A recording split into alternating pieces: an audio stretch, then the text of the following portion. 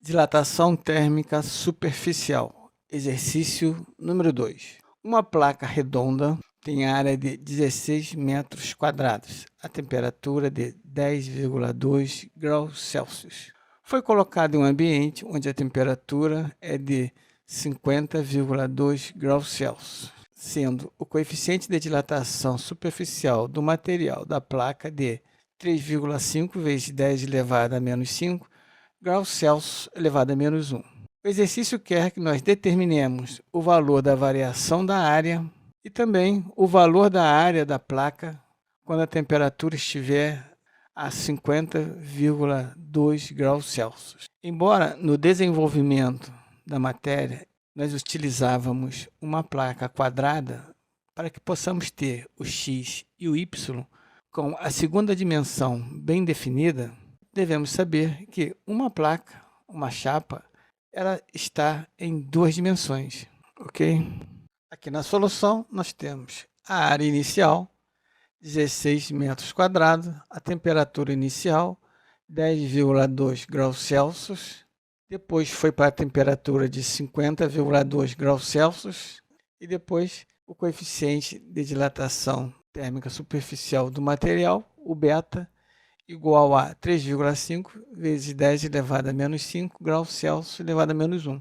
Esses são os valores que nós encontramos no enunciado. É um detalhe que eu quero levantar, é toda vez que vocês verem a temperatura, tem que prestar atenção. Nesse caso aqui, quando ele falou que foi colocado no ambiente onde a temperatura é de 50,2 graus Celsius, ficou subentendido que esta placa pegou a temperatura do ambiente. Ela ficou um bom tempo onde a temperatura do ambiente foi assumida pela temperatura da placa.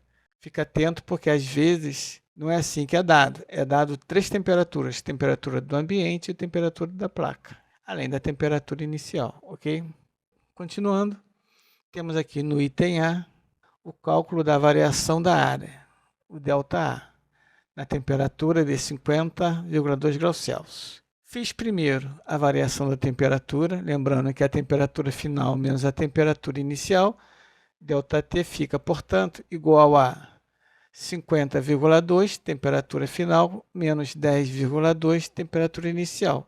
Fazendo a subtração, nós temos a variação da temperatura de 40 graus Celsius.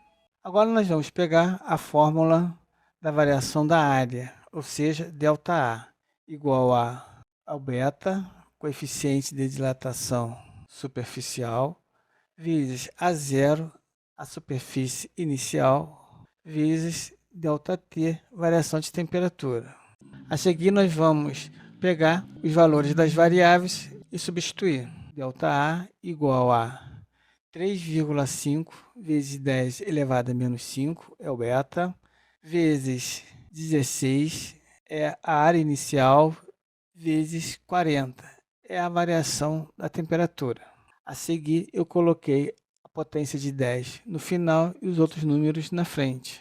Fazendo a multiplicação entre 3,5 vezes 16, nós temos 56. O ΔA fica, portanto, igual a 56 vezes 40 vezes 10 elevado a menos 5. Fazendo a multiplicação de 56 vezes 40, o ΔA fica 2.240 vezes 10 elevado a menos 5. Lembrando que o menos 5 significa que tem 5 casas decimais. Lembrando também que a vírgula fica à direita do número, fica no zero. E vamos andar 5 casas para a esquerda.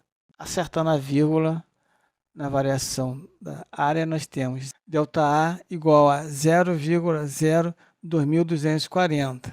O zero do 40 pode ser cortado, o ΔA fica 0,0224. Temos como resposta, portanto, variação da área ou variação da superfície igual a 0,0224 metros quadrados. No item B, onde vai ser calculado o valor da área após a dilatação, a fórmula que nós vamos utilizar é a área final igual a área inicial mais a variação da área. Substituindo os valores, temos que a área final igual a 16 é a área inicial, mais 0,0224 é a variação da área que nós encontramos no item A. Fazendo a soma, nós temos a área final igual a 16,0224 metros quadrados. Resposta final, ok? Valeu, até a próxima.